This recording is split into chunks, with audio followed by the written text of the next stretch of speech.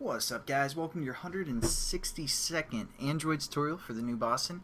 And now that we've defined both of our receiver, which is our actual widget, and the activity that's going to basically configure our widget, we can get into the design and the development of our widget. So just make sure you save the manifest, close that, and we're still going to work with this, this XML file, which is our app widget provider.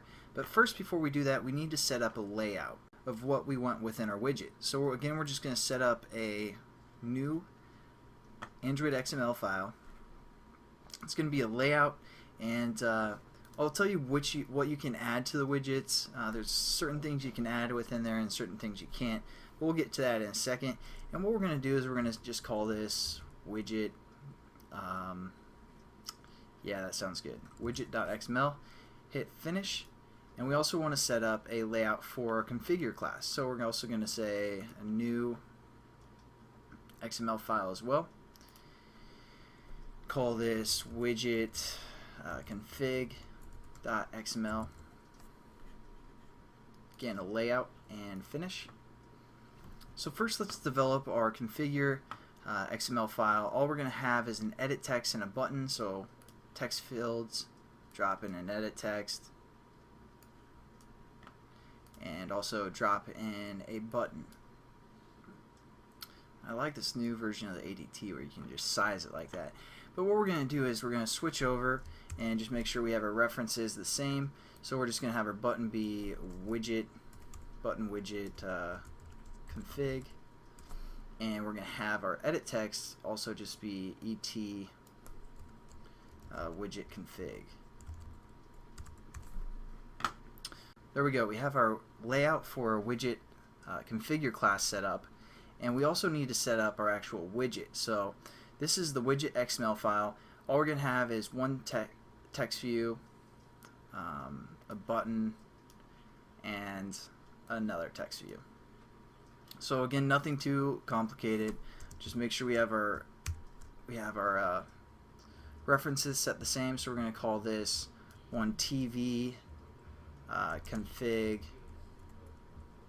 input, and we're also going to have our button just be widget, button widget open, because this one's going to open an activity. And for our third text view, we're going to say TV widget update. So there we go. We basically have our widget configured, and this is what's going to appear when we add this widget to the home screen of the person's phone. So it's pretty simple. Again, it's pretty pointless, I should say, and we have that set up. So now what we're going to do is we're going to go back over to this widget stuff XML. So within this file, we set up the configuration already of what activity we want it to open when we add it to the home screen, but we also need to set up how big we want the widget to be and how often we want it to update, and also the initial layout. So first, we're just going to do our initial layout that we set up. So we're just going to go browse, and then it's under layouts, and we called that one widget. So we're just going to hit widget at layout widget, and then what we're going to do is we're going to set up the width and the height, and there's certain guidelines for the width and the height. So we're going to jump over to the developer page, which I'm sure you can just Google widget design guidelines and it'll pop this page up. Otherwise, you can pause the video and go to this website if you want to type it in. And this gives us a little bit more information about the guidelines of how to set up a widget. And all we're going to do is we're going to scroll down to where it says standard widget sizes. So like we can see, like the 320 by 100, there's going to be a length of pretty much 4 of those that you can fit on the screen, and different sizes that you can use. There's guidelines, and I believe there's some kind of formula.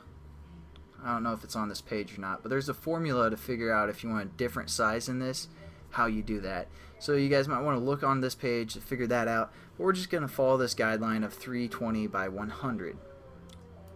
So again, we're just going to jump into Eclipse, and for our width, we want to say 300 or 320 by 100, and this is DP for both. And then lastly, we want to tell our widget how often to update. And the minimum value that we can tell it to update is every half an hour. Because every time we call that update through the broadcast receiver, it's going to use battery power, and it's going to kill the person's phone real quickly, so they want to keep it to a restriction of 30 minutes when you call that update. So just keep that in mind. We're actually going to do 30 minutes just so you guys can kind of see what it does over time. If you guys put this widget on your phone, then you can delete it because it's pretty much pointless and just waste your battery power.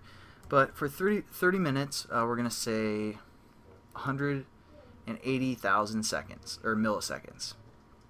Oh wait, is that right? No. There we go. So 1.8 million milliseconds is equal to 30 minutes, I believe. We can do more than that, obviously, if we want this widget to update daily or something like that. But just for example, we're going to have it be 30 minutes. And that's pretty much it. We set up our widget provider, and that's just going to kind of, again, define the shape of our widget, how often we want to update, what the layout of the widget should be, and if we have a configure. You don't have to have a configuration activity, but if you choose to, you can set that up as well, which we're going to do just for example's sake. And that's pretty much it for this tutorial. Hopefully you understand a little bit more about the app widget provider, and make sure you check out this page to kind of get a little bit better overview of some of the stuff that you can do when developing your widget, and just how to design it well.